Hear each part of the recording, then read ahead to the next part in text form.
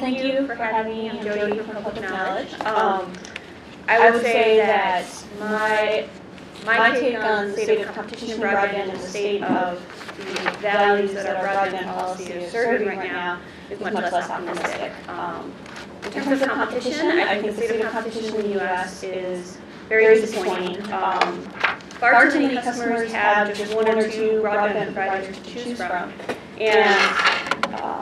And as I think Rob mentioned, there's still millions of people that have no choice whatsoever. They don't have any service.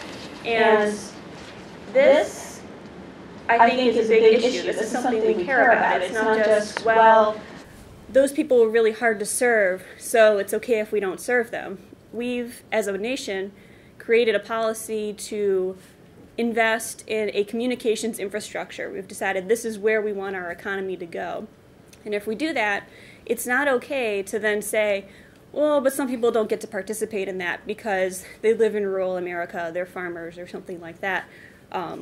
We've decided that this is where we want our nation to go, and it is then incumbent on us to make sure that our entire nation gets there. And it's not just for the rich people, it's not just for the people who live in suburbs of cities. It's for everybody, that everybody benefits from this policy that we're all investing in. In terms of adoption rates, I see that as part of the symptoms of what's wrong with competition right now.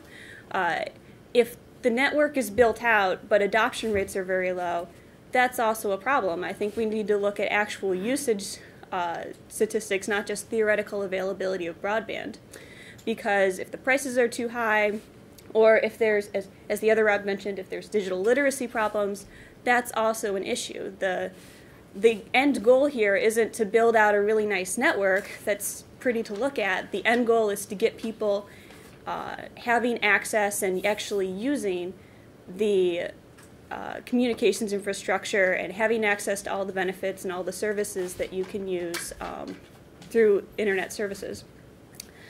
I think that recently we saw a deal that was before the FCC, and it was between Verizon and Spectrum Co., which was a group of cable companies, and the deal was ultimately approved. It involved swapping some spectrum over to Verizon, and then joint marketing deals and a joint company to develop IP together. And that, to me, when that deal got approved by the FCC, that to me showed that we really can't rely on facilities-based competition to solve all of our problems. First of all, if some of the biggest internet service providers in the country are agreeing, well, this one's going to focus on wireless, this one's going to focus on wireline, and we'll market our products together, what does that say about their incentive to invest and compete against each other? The fact that they're offering a package that includes both wireless and wireline, to me, shows that they're certainly not perfect substitutes. And I think also you think about, well, why did these cable companies have the spectrum to begin with? They were originally planning to try to enter the wireless market. And I think that when Comcast invests billions of dollars and looks into a market and says, you know, we just can't do it, that is a sign that I'm not sure anybody else can do it, that anyone can enter the market new, which might leave us with the question of maybe we, for wireless, only have the companies that are already in the business, and we're not going to see any new upstarts, which is reason for pause when you think of what our future of competition is in the wireless business. In terms of comparing our state of competition to other countries, I think, you know, we're clearly not on top, and we're clearly falling behind, I think. And the justification of, well, our demographics are different, our geography is different, things like that, are, I think, useful to point out where our obstacles are and where we need to focus our policy, but they're not excuses.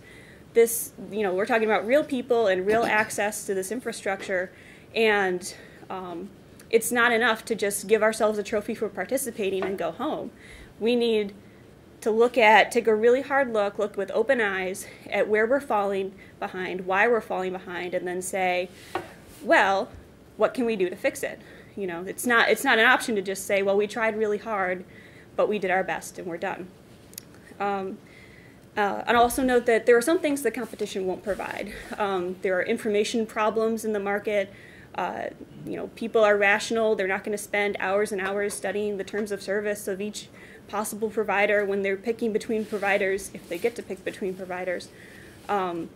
So there are consumer protection issues and privacy issues that you're not necessarily going to be able to depend on even strong competition to solve.